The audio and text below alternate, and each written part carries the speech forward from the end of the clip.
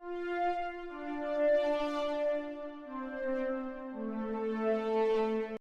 everyone, and welcome back to another one of these fun interview episodes of the SWW show. I'm Mike, and today I have with me a special guest, literally from all the way around the world. We're 13 hours apart, so not quite perfectly in the other side of the world, but pretty damn close. To get started, could you introduce yourself and the game we're here to talk about? Sure. My name's Nick Stewart. I've developed the game Forest Farm over the last almost a year, 9 months or so. Actually, about 10 months. Yeah, that's me. Yeah. So yeah, we're here to talk about Forest Farm. So if people don't know Forest Farm, combination of Steam is really hard to get a hold of stuff, / not a lot of people actually have VR units. Can we talk about what is Forest Farm for people? Absolutely. So at the moment, what I'm trying to do is make it the definitive VR farming sim. It's not where I started with the game, but yeah. So what I'm trying to do is just make an experience that mimics what being on a farm is actually like, and give people that kind of experience without having to leave their home. Yeah, that's really what it is. Wait, are you telling me people don't want to be farmers in real life? I have never seen such things. Why? I'm curious. So I'm gonna be really ignorant here. I don't know the farming culture in Australia, so I'm kind of curious. Why did you decide I want to make a farming game? Can I go into it in a sort of long story, because it is actually ahead. like a fairly long thing. Yeah. Okay. Cool. So about a year ago, about a year ago and 2 weeks, I went into a coma because I had meningitis.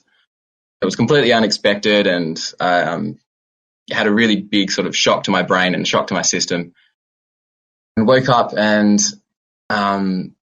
sort of needed to realign my goals and what I wanted to work on. And one of the things that I'm sort of passionate about is gardening and farming and sort of biology. And so I just really wanted to spread the word about that instead of making things that weren't really things that I was passionate about. My first game was Zombie Season, and that was sort of like a training ground so I could understand how to make these games. But this game, I wanted to really make something that I cared about and actually cared about the message that I was sending. Because it sort of, when I woke up from that coma, I realized I needed to work on things that matter to me rather than just fodder. You know what I mean? Yeah. Yeah. Yeah. Was farming like a thing you always did then? Because obviously you're saying here right now and stuff like that, but like has it always been like you kind of like farming and that kind of stuff around it? I did actually grow up on a little bit of a small farm, so I think that did actually influence what I'm into and sort of what I'm trying to produce. And yeah, I suppose I don't know. I'm not sure exactly where the farming part came from, to be honest. I don't farm. I've just got a little small garden. I really enjoy gardening, and that's the part that I was really trying to start the message with. But it's just sort of formed into something that's much bigger than I initially sort of set out to make, to be honest. Yeah. Let's kind of talk about this mechanically, right? So as I kind of blew it up front, then this is a game in which is played in VR that you go around, you have a farm. How mechanically, how difficult has it been to kind of make it feel right as a player, kind of like going through the limitations of VR?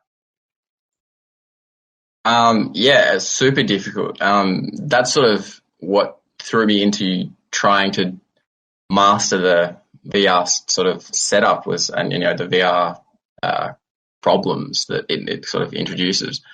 Was that I'd put a few clips on Reddit to start with a couple of clips of just a player chopping a tree. And it was sort of based on PC mechanics, where you'd run up to it, you'd chop it 3 times, and arbitrarily it would then split at a certain point. And I got a big backlash from players or from people just saying, if you're in VR, the concept is to leverage the technology as much as you can. If you're not, you're wasting an opportunity. And from there, I was like, oh, okay, right. I'm sort of approaching this completely wrong. I need to use this to the best of its possible ability and throw it into everything I possibly can. And that sort of became the sort of approach for the rest of the mechanics. But yeah, it's really, it introduces a lot of issues, but also opportunities. For me, I really don't like developing games where there's a fixed object, say like a gun in front of you. It just feels like realism is sort of lacking in that. And so that's why I really enjoy the VR system, because it sort of throws you into it a lot more. That makes sense, but I'm kind of curious. So obviously you said part of it. I want to look at the tree, right? Because to me that's a very interesting case of VR being super hard to develop for.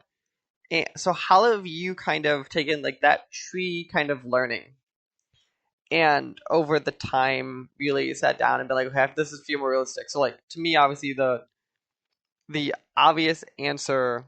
Just for a second, I didn't hear the end of your question. I was gonna say the problem with trees a lot of times, I think when you film VR, what the realism of it is that like when you chop it now, I expect a thing of the tree to fly off or to fall a certain direction. Has there been like a line you've kind of like crossed and be like, no, this is the level of realism I'm going for. I'm not going to spend the hours making this perfect, or have you kind of been like, let's keep tuning this to add a little more to that realism?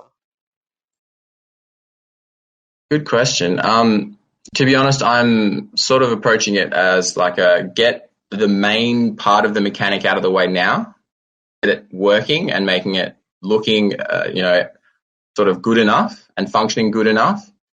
And then when I'm at the point of actually going to full release, my intention is to go back through each of these mechanics and polishing them to the point where I'm a bit more happy with them, because I think they are still lacking in detail. I think there still needs to be a bit more of a sort of a reaction and a bit more of a, particle effects and all of those things. And maybe physical simulation, like maybe some physics that needs to be just some explosive effects that happen when you're hitting things. So it's not just like you're cutting through a piece of paper with your axe. Yeah, that kind of thing. I don't know why you think that people don't want to use the VR headset just to cut through paper. That seems like a thing that everyone wants to. That's fair. That's a good way point. I just like that tree to me is just such a fine example of when people are like, it's easy to develop VR. I'm like, no, there's a lot of little things that you think it's easy, and then also you start going for it. Yeah, absolutely. So then, obviously, trees aren't the only thing to me in VR. One of the obvious things is growing everything and kind of going through those processes. Have you had any like massive trouble kind of like with that part? As that to me at least feels like this, I hate to say simple because it's game development, but that easier stuff to me feels like the idea of like, oh, I have seeds, like hoe the dirt and then kind of put the seeds down and then shovel when it's time. Like, has that at least kind of been an easier process, or are those kind of still challenges that people wouldn't think of? They were huge challenges, actually. That was actually probably one of the worst, one of the parts of the game that has been revised the most times. It actually, that mechanic was one of the more complex ones, and planting was sort of difficult. It was originally 7 different ways to start a plot. And it was just, and it was just so confusing. What I had was a sort of combination of elements around you. So you'd have to start a plot, say a root plot, might take just soil, but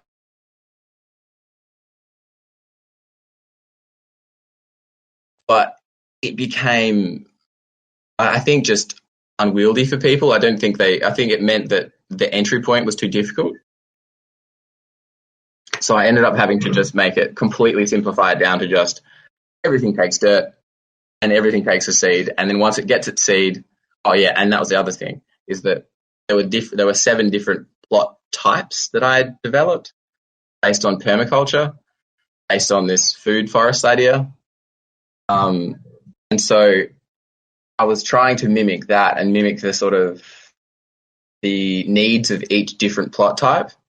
And it just got too difficult for everybody, I think. So I just simplified it down to that.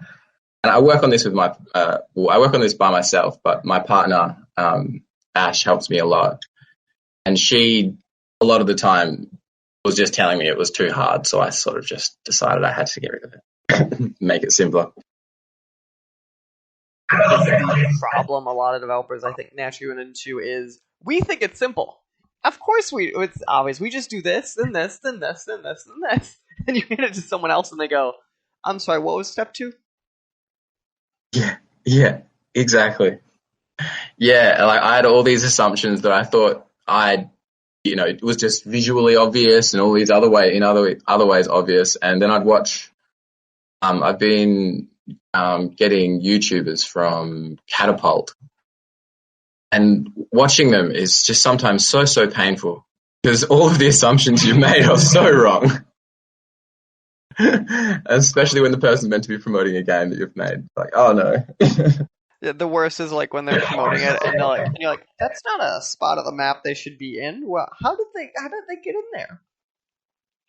Yeah, exactly. Or like, how do they find themselves with this particular problem? Because I can't recreate that bug if I try. Those are always the best. So to kind of jump seconds, so I have your Steam page up on my second monitor, and I really want to focus on one GIF that's on this page that I just want to understand why it functions the way it does, and that is milking the cow. Oh, the cows. Yeah. Why does the cow version of water like little milk balls? It's because I needed a way to simulate liquids. And so with the water, it was a real simple thing.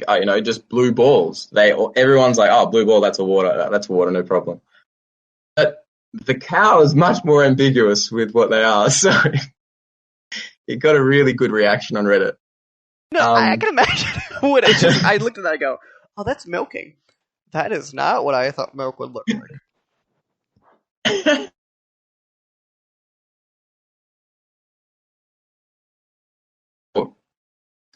What you would expect.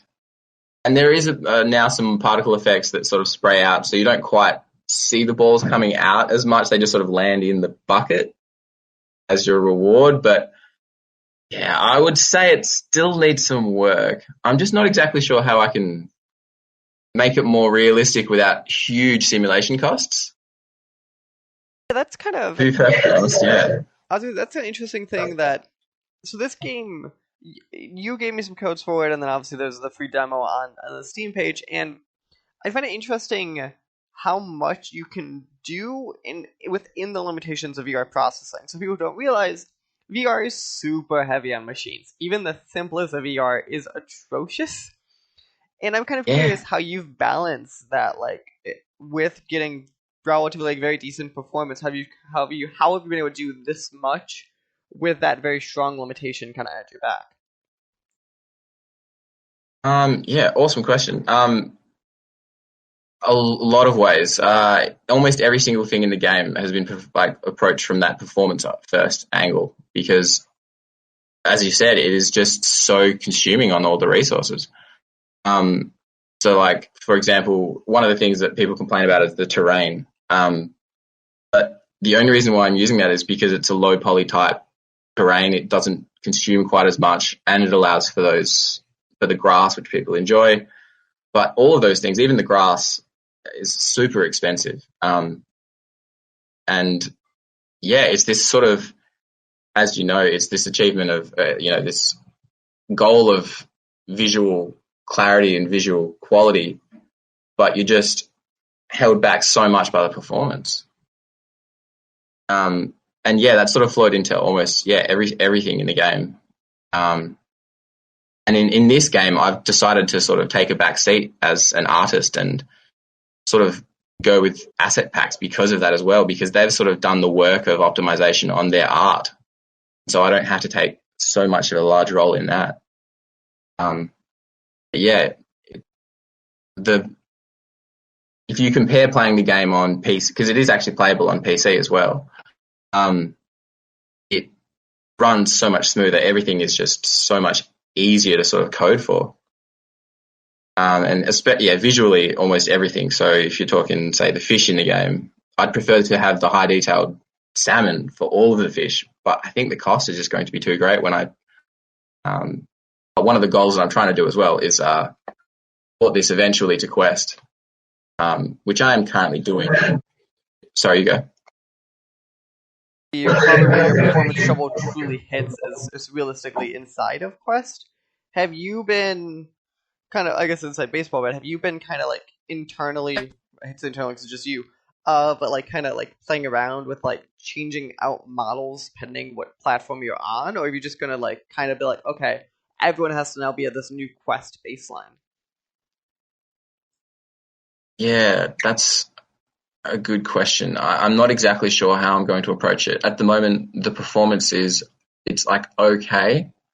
The issues that I'm facing are actually more computational in terms of like I'm not overdoing the tries, I'm not overdoing visual quality, but having everything processing the way it is currently and saving the way it is, I think is overwhelming the Quest. So I'm like, yeah, do I do a Quest only thing that then is impossible to, or rather becomes the dominant version and then is potentially lesser visual quality overall for everything, or do I branch and keep everything as high quality on PC and then have that as a lower quality version?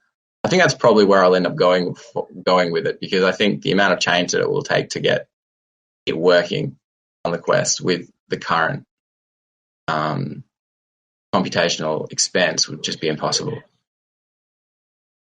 That makes a lot of sense. So, as we're talking, you are currently in Steam Early Access, and I have been, I think, for about, I want to say 3 weeks ish. Yeah. So immediately I'm curious, how has that feedback been compared to like what you expected going into this? It's been mixed, to be perfectly honest. I mean, I went into the release in early access expecting maybe like 1% of wish lists, going off a lot of Reddit posts and just trying to do as much research as I can to lower my expectations as much as I possibly can. And it was about that. And the feedback initially was instantly negative, based on, I think, the index users that we initially bought the game, even though I turned off, there was no sort of support for index initially. Index users bought the game and then put some negative reviews out, and then I quickly fixed that up. But pretty positive. Large amount of returns, to be perfectly honest. If you don't mind me being honest about sales and stuff, yeah. A larger number of returns than I would have expected, but I think that's sort of the market too. It's like a sampling market. It's not, I don't know. I don't think it's traditional in any way. So I kind of expect large returns. Hey, do you kind of expect that to level off as you get more updates through the game, or do you think that's going to be like this large pool return is just going to be like your default expectation going forward? I think once people's expectations are met more readily in the game, then I think I might have more success. Like you're saying, like once it's a bit more developed and once it's sort of at the level that I'm hoping it will be when it's finished, I'm hoping I will keep more players.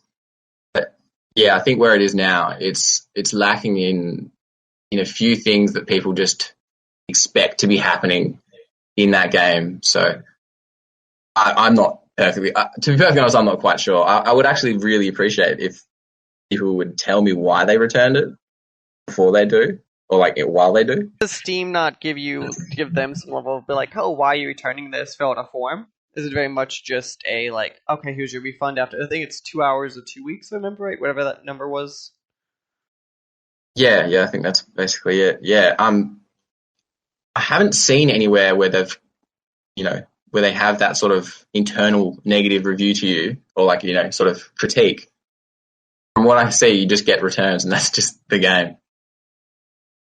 I'm just super surprised by that. That to me, that feels like especially early access games. It feels like kind of the point. You're like, okay, great. I understand you returning this at spots or whatever. Tell me why. Like, tell me what like whatever that is. You want the feedback going through it. Absolutely. Yeah, yeah, absolutely. It'd be gold information to understand why they're turned off by it, or like don't like it, because I do want to appeal to. I'm trying to make this game as a sort of like everyone game. As a sort of, obviously I can't please everybody, but for it to not exclude any sort of portion of the population. Let's kind of try to let's kind of so people on the edge then of this game. What so right now, as we said, we're about 3 weeks through the early access process. What can people expect being added to this game over the next couple of months? So one of the big gaps in the game, I think, at the moment is long-term progression and sort of not end game, but sort of a reason for you to hang around and play rather than just grow a quick guard and then get out of there. So I'm trying to add everything that gives you that sort of grounding and reasoning. So I've added just recently a trader, so you can trade all your goods for gold.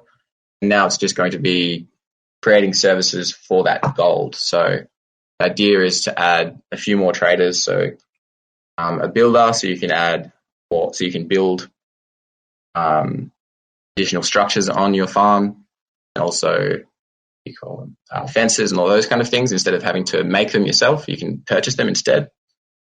I want to have an animal dealer, so like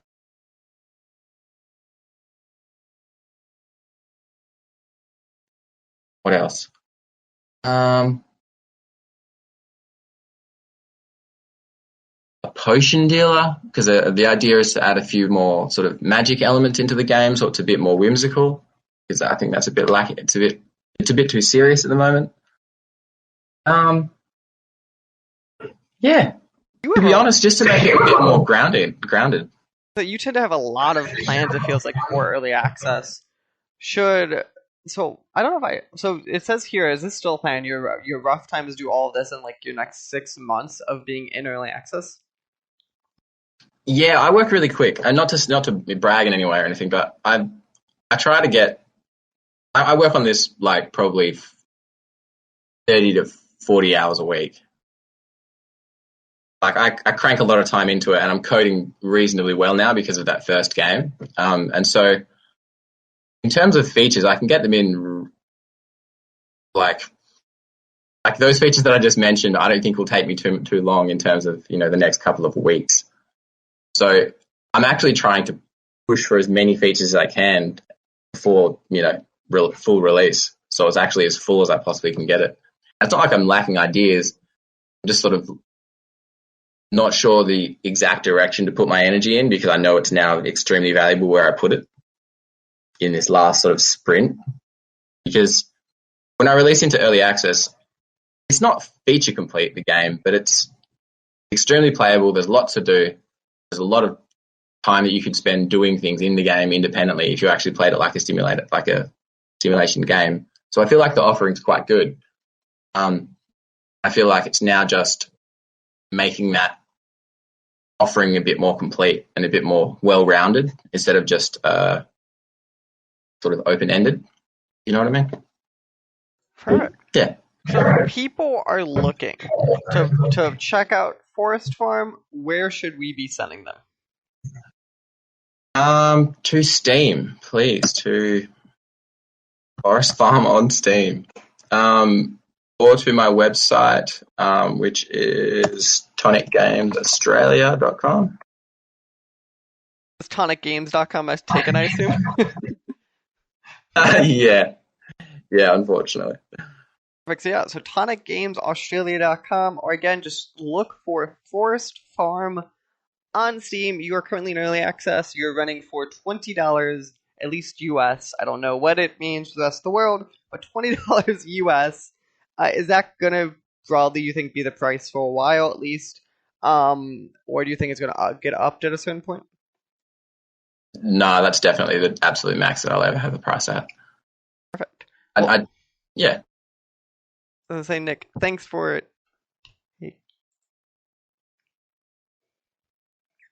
I was going to say, Nick, thanks for taking time to talk to me today, and I really appreciate it. I hope you enjoy the rest of your morning. Thanks, Mike. Really appreciate the chance to have a chat, and yeah, enjoy the rest of your night. This episode is partially brought to you by the Humble Choice program. Did you know Humble Bundle has a great monthly subscription service that lets you get a ton of video games every single month? That's right, from plans range from $5 to $20 a month, you get a hold of a bunch of free games they have available to you. And you can use our code down in the description below to go and sign up. It would help our podcast and help you see what great games are available for you this month. Hello, everyone, and welcome back to another episode of the SWW Interview Show. I'm Mike, and today I have with me a special guest. I actually think geographically not that far for once, which is very unusual. To get started, could you please tell us your name and the game we're here to talk about? Hello, I am Jonah Wallerstein, and I'm here in New York City. And my game that I recently released on Early Access is KungFu Kickball, which is a fighting sports game where the best ball kicker wins. So, immediate thing I have to bring up, you choose to live in New York City? That's very interesting. I love it here. It's funny. I've lived in a bunch of cities in the U.S., of course, but I kind of grew up around Chicago, but then I've lived in Boston for a while and then spent time in San Francisco. And, New York was where I found the best scene for indie game developers, surprisingly.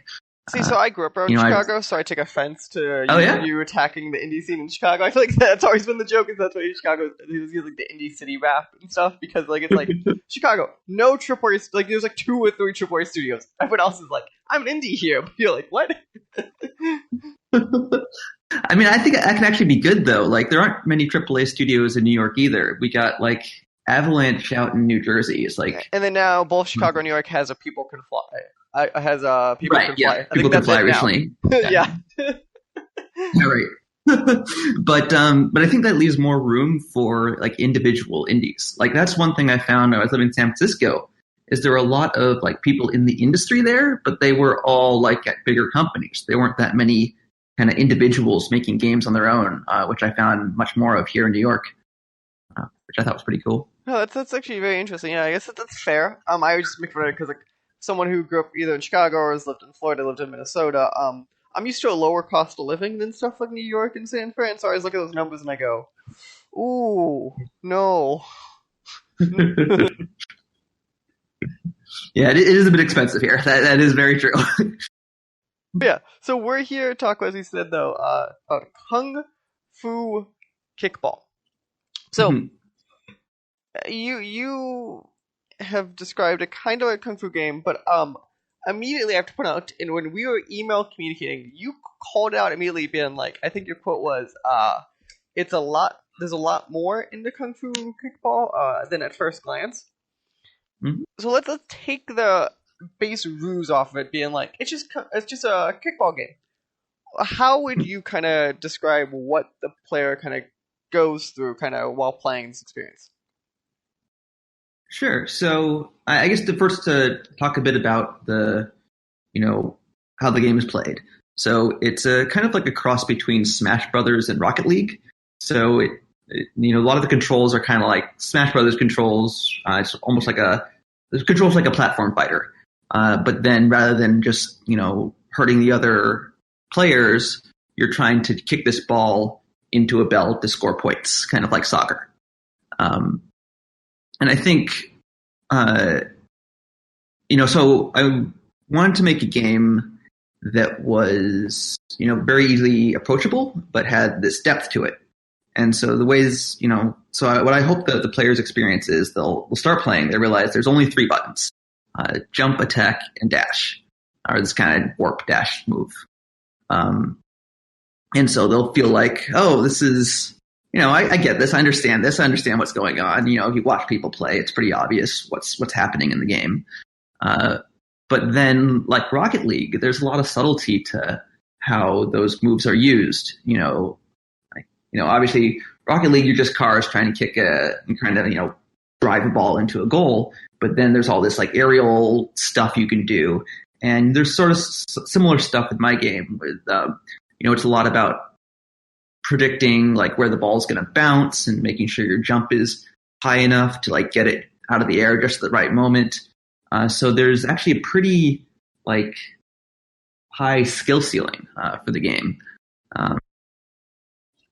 Jump there for a second. So I think, so obviously Rocket League, I think actually is a good comparison that way. Then what I'm going to say is that I think the immediate problem with that, and it could be an amazing thing about the game too, is from a testing point of view.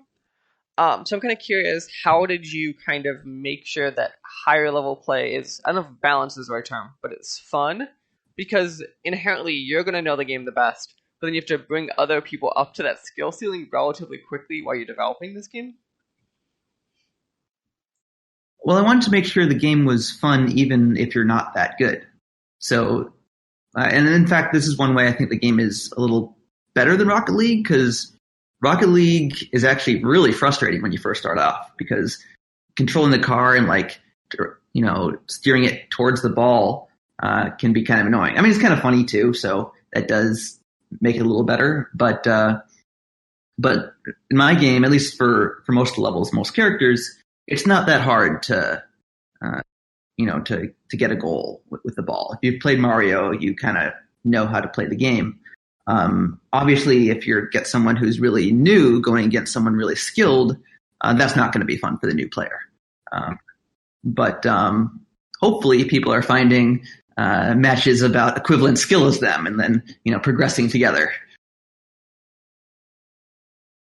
Single individual, do you, because there is online multiplayer, is what I'm saying, do you do any level of matchmaking, or is it very much like you have to know the people you play against? There is randomized matchmaking. Right now it's a pretty small community, so the easiest way to find a match is probably to join the Discord and kind of poke someone there and be like, hey, who wants to get on and play a match kind of thing. So I feature that prominently in the game to like say, hey, join the Discord, which is, if for anyone watching, discord.gg/KungFu Kickball. Do you like give the nice shortened link, which is a thing we have to do for my Discord at some point? Yeah. That's just Discord still takes work. So as we talk about this, and so obviously it's a game that is very simple, which I think is a trend. I almost feel like in the last couple years has almost fallen out a bit more, these Super Sim games, and we had them like a couple years ago. So I think of, as we talk about Rocket League, or I think, is it Nidhogg had very simple controls, jump kick, like these things that were very much like, here are like baseline, like 3 or 4 controls, go have fun. Why do you feel that type of game has fallen out of style, almost like in the mainstream of these like kind of 1v1 or 2v2 games? That's a good question, and I think I agree with you. Especially if you look at some of the popular games like Fortnite is so complicated. There's so much like things to do and build, and I'm not sure why the simpler games have kind of fallen out of style. I think it's partially maybe the younger generation that has grown up with games. They're not as afraid to dive into complexity as maybe people were a few years ago. But I do think there's still an audience out there who want simpler games. I'm definitely one of them. And the other kind of whole side of my game right now is there's actually an arcade cabinet of the game out there. And with arcade games, you definitely need simplicity, because people need to be able to approach that cabinet, be able to, figure it out, have a game, and enjoy themselves, in a very short amount of time. I've got to ask immediately, how did you pitch a publisher to be like, we need to spend money on an arcade game? Especially during COVID, I've got to understand how you convince anyone on this. Convince the publisher to publish the game? Like, I'm assuming, because you have a publisher, and you said there's an arcade game out there. I'm assuming, is it a different partner for the arcade? Did you do the arcade version yourself? Yeah, different partner. So the arcade game is sort of a collaboration with myself and this group that makes indie arcade cabinets called Death by Audio Arcade. they actually have a bar in Brooklyn called Wonderville where you can play, some of the cabinets that they've made. So that was kind of, so they were just another New York group that I became friendly with. And at one point they were looking for an indie game to, make a cabinet of next. And, I presented my game and they picked me to be the next cabinet. And they actually put that together during this convention that happens in Maryland, or used to at least happen, called MagFest, which is a lot of fun. They had they had a, kind of a talk about arcade cabinet building. And during the talk, they were putting together my cabinet right in front of us. So that was pretty fun. That's kind of amazing. So I'm curious then, because I don't know, I roughly understand the logistics of arcade cabinets, but a super ton. Is it kind of then like, oh, I update the Steam game, they know to update the arcade cabinet? Is it like you have to tell them? Do you make a separate build for them? Because I'm assuming in the back end, it's just like a Windows computer. The arcade cabinet is actually it's an NVIDIA Shield. So really? It runs Android. Wow, okay. Okay, yep. Makes your life just harder. Just because a little bit harder, but it was a cheaper hardware. And I do have a separate arcade build. There are a number of differences between the Steam build and the arcade build. Just something as simple as character select has to be different, right? Because with the arcade build, every, stick configuration is tied to a character placement. While on the Steam build or the consoles, each controller, you can pick which placement you're going to be. So there was definitely some custom work I had to put in for that. Is maintaining it something that's relatively hard at this point? Now that you have like base controls figured out, it's kind of just like, oh, I've updated a mechanic here, I'll just make a new build and it'll work. Yeah, pretty much. That's exactly right. I just have like settings, like whether I'm making the arcade build or the console build, and it's all one project. So exactly, I just make the click to make the arcade build, it goes out there, or making a Steam build. So it's pretty easy. I'm assuming, I just make an assumption, I look at games like this, I'm assuming using Unity. Yep. So, relatively people don't know, literally, once you have something that's big out, it's as simple as being like, if Android build, use this, if Unity other build, do this. Like, it's, making these systems are complicated sometimes, but once they're kind of working, it is sometimes shockingly easy, how fast it is to switch between this stuff. I don't know, that's kind of amazing, and I'm just, God, it's just interesting because in my head, because of being COVID, and I don't know bar rules in NYC and stuff of all of that, how that happens. But yeah. Yeah, well, and luckily this all kind of came together before COVID. So that was, I think the arcade machine got built in must have been 2018 or something. So that machine has been around for a time. But then just recently, someone reached out to me during COVID. And he's like, "Hey, I'd like to buy an arcade cabinet."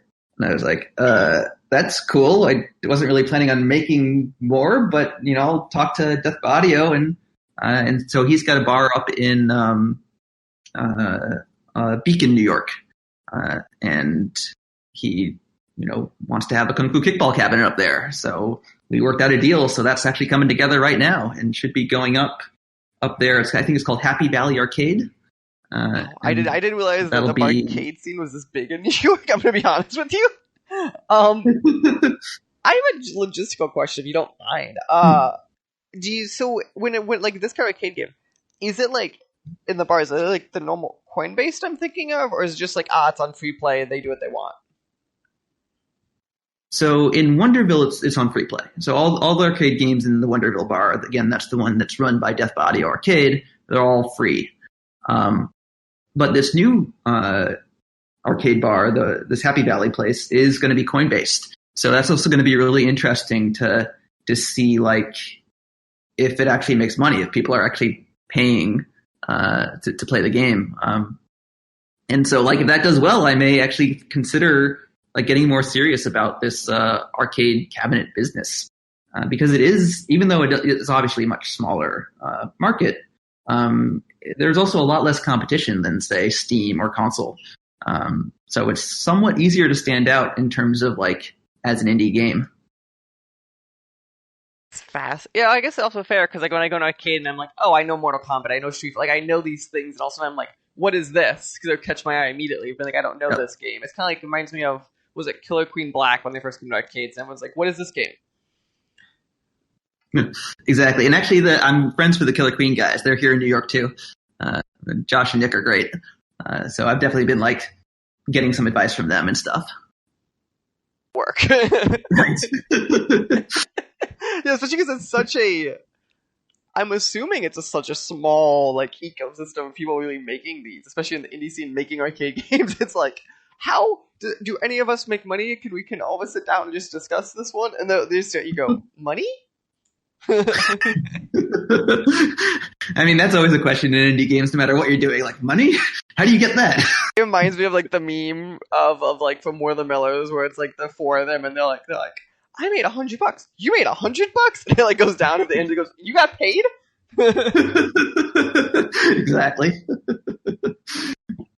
Right, so as we're talking, which again I did not expect the arcade thing. Even looking at it, not realize that. So you're in early access right now. On Steam, you released it about 2-ish weeks ago. Immediately, how has the feedback been on the Steam version? Was it anything like you expected? Generally, it's been pretty good. People are enjoying the game. Obviously, the number of sales isn't huge right now. But generally, the feedback's been, I've been happy with it. One of the things that I feel a little bad about is we don't have all the features enabled yet. So there are some people who are like, "Hey, this is it. There's not more." I'm like, "Wait, hold on, it's coming soon." So hopefully by sometime in May we should get a big feature update. That should get a lot more stuff for people to do. But yeah, the biggest thing, the real reason why we decided to go with early access was to test the netcode. Because we're planning to do a simultaneous release later this year across like Switch, Xbox, and PS4, and we really want to make sure the netcode is solid before we do something like that. And so in that sense, this release has been very successful. There's been a few netcode issues, but nothing major. So I've been really happy with that. I actually wrote most of the netcode myself. So you, God, Jesus Christ! Yeah. I have tried writing some netcode. It's not with like fighting stuff. It's been more like kind of like turn based. Where I'm like, even then, I'm like, whoever does this by themselves are crazy people. I agree. It's when I started the process, I knew it would be a challenge, but it was even much more challenging than I expected. It's one of those things. Like I think like, oh, so many games have netcode these days. You'd think there'd be a number of like clear solutions that people use, but it's really custom per game. You really need special stuff per game. Unless you're making like, a standard first-person shooter in Unreal, right? Then Unreal's got these plugins for you that are beautiful. They just work. Like Unity goes like, so we have a tutorial from 10 years ago that might still work. Otherwise, you're on your own. That's right. And like, oh, we have netcode, but oh wait, no, it's deprecated. And we got a new system, but it's not ready yet. So go find something. You could try making it in dots. I wouldn't recommend it. Then that's Unity's going to help you with that. Oh, yeah. So that was the whole journey. I started with Photon, which I feel like is the default pack most people start with. Yep. They're pretty good. They're generally for like their Photon pun, solution is pretty good pricing, and it works for a lot of games. But it didn't work for my type of game because I don't know how technical this podcast is supposed to be, but my degree's in game development, so you could probably I almost would be shocked if you could shock me. I just don't want to like turn off your listeners here, but or bore them. But basically, with a lot of netcode solutions, it's a lot about figuring out how much authority to give to the clients or versus the server. Yeah, and with my game, basically it doesn't really work to give the clients any kind of authority because we got these like physics-y objects. Even though the game is kind of simple from a physics point of view, it's just a bunch of basically capsule colliders bumping into each other. Those bumps need to work well. You can't have like characters going through each other and things like that. So like the photon pun solution, which is basically gives a lot of authority to each client, or makes like one client the host and basically the authority on everything, which then makes it really a good experience for that host client, but could be a really bad experience for other people joining that person depending on their connection speed. So then I went over to Photon had this other solution called TrueSync, which was a lockstep solution, which many of you may have heard of GGPO, which is like probably the most famous kind of lockstep solution, which is a lot of fighting games. It's very notorious to use that kind of system. Yeah, they kind of. My understanding of it is I haven't worked with this one. It's like match choice basically makes the match kind of or won't go through at all. It's actually in a weird way reminds me of how blockchain works in a weird, fundamental, fucked up way. They all have to lock up. Yeah, that is kind of true. Right, because it's basically the game is only played on each client, but just make sure that everyone's using the same inputs. So the clients are just sending their inputs to each other, and then they're playing the game with those inputs. So that was the better solution. But then Photon shut down their TrueSync solution and replaced it with this thing called Quantum, which also looks really good, but it's also $1,000 a month. So I was like, well, guess I'm writing my own lockstep solution. So that's kind of what I ended up doing. And I ended up with my final solution was, I think, something that works even better for my game than GGPO, because it's a server-based lockstep solution. So the server doesn't run the game, but it is the authority on what inputs were received per frame. So it makes sure that one player, especially when you got 4 players, with a standard lockstep solution, 4 players, a single player with a bad connection can slow down the whole game. With my solution, since the server is this authority in sending out, every frame exactly what the inputs were, no one player should be able to slow down the game for any other players. And I have rollback and all that stuff in there. How many late nights and or nights you broke down crying happened in development? I'm hearing all of them. Definitely a lot of late nights, and I've been working on the game for a while. I think it's been about 4 years now. Even though I had the basics of the game working in probably the first month I developed it. Then it's like things like the netcode and the AI. I used the machine learning to get my AI working, and then finding publishers, and there's just a lot to game development, even for something that looks simple. And now you enter the world of console certification. You thought all the other stuff was hard. Well, luckily for me, that's all on my publisher. They're taking care of the console ports and all that. So that's my publisher's world of pain, not mine. Because that's that is the one thing when people are like, I've done the hard work, and everyone's like, welcome to console cert. They're like, oh, what now? What is this binder? Yeah. That's another huge pain. Yeah. Perfect. Yeah. So, wow. Yeah. So this thing. Yeah. So you're in early access. I'm looking at your Steam page now. You're saying it looks like you'll be in early access another 2 to 3 months. It seems like. Yeah, it's looking like maybe end of July, early August is when we'll be out of early access, and also at the same time be releasing on consoles. Sweet. And then I think we kind of said it. So all of them in your world, at least, will at least try to be all cross-play and all that fun stuff. Yep, it'll all be cross-play. Yep. So and right now the game is $20 US on Steam. Is that TBD on the other platforms or on launch release, or is that kind of going to be the price? I think that's going to be the price across all platforms. Yeah, and we're not planning to raise it anymore on Steam or anything like that. Obviously, that stuff's all can just fluctuate too. But yeah, okay, so it's all at least right now $20. It'll be available on. Sounds like you said PS4, Xbox, and Switch. Was it? Did I make that up? Mm-hmm. No PS5 or Xbox, or is it kind of like you're just going to use the backwards compat to kind of make it work? Yeah, I think just the ability will be enough. I'm not actually sure. I think like PS4 games show up on the PS5 online store. They do. They're marked as PS4, but like I thought it was like they mostly work.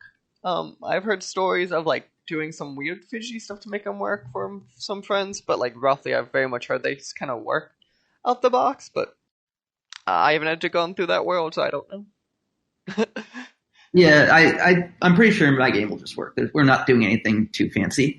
Xbox will just work. That's not the question. It's the PlayStation side. We're all like, it's true. But we'll probably at some point like update that to like PS5 and Xbox Series, whatever native. 5 when you hit the ball, you have to make it with your controllers, like actually feel it or whatever, because they have like the haptic controllers. You just spend like 2 months of work just on the controller. That'd be the type of nonsense I would do. I'd be like, I have a spare weekend. It works now. So to update without telling anyone, they're like, "What's going on? Why is my controller busted?" Perfect. Well, Jonah, thank you for sitting down and talking to me about KungFu Kickball.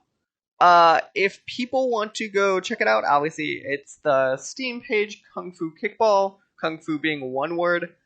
Is there anywhere else they should go check out the game and all that fun stuff? Well, you can, if you want to get news about the game, you can sign up for our mailing list at kungfukickball.com. Again, if you want to just talk to me or bug me about when the game's coming out, I'm always around on my Discord channel, which is discord.gg/kungfukickball. And you can find me on the web on Twitter at whalefoodgames and things like that. Thank you for taking time out of your day to sit down and talk to me about the game. It looks honestly really cool. I'm probably going to sit down and probably poke at it this weekend some bit. But yeah, thank you again and enjoy the rest of your afternoon. Thank you, Mike. Great talking to you. This podcast was a production of the SWW Show. To learn more, go to theswwshow.com. Remember, you can follow the show on Twitter at the SWW Show. You can follow me at Mikey_Maroney. You can follow AJ at LowSeatBoy. Remember, new episodes premiere on Friday, 9 a.m. Central Time on anchor.fm/SWW and podcast services around the globe.